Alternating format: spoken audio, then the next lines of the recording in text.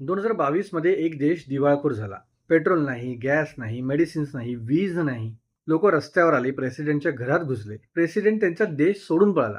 हे कुठल्याही वॉरमध्ये नाही झाले. हे झालं चुकीच्या इकॉनॉमिक डिसिजनमुळे.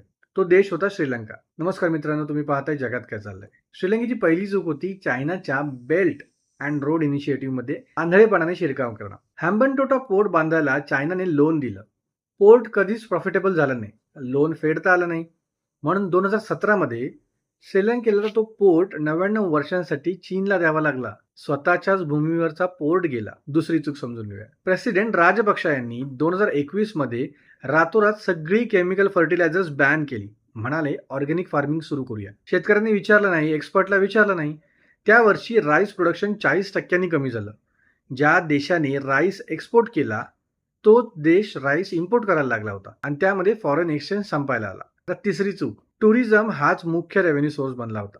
कोविडमध्ये टुरिझम बंद झालं आणि इकॉनॉमी कोसळली. यातून काय शिकण्यासारखं आहे? चायनाचं लोन म्हणजे गिफ्ट नाहीये, तो एक ट्रॅप आहे. याच्यापूर्वी पण आपण एका रीलमध्ये पाहिलं की त्याचे डेप ट्रॅप कसे असतात. एकाच सेक्टरवर इकॉनॉमी अवलंबून ठेवणं हे देखील धोकादायक आहे. आणि सर्वात महत्त्वाचं आहे, कुठलाही मोठा निर्णय घेण्यापूर्वी एक्सपर्ट्सचं ऐकणं गरजेचं आहे.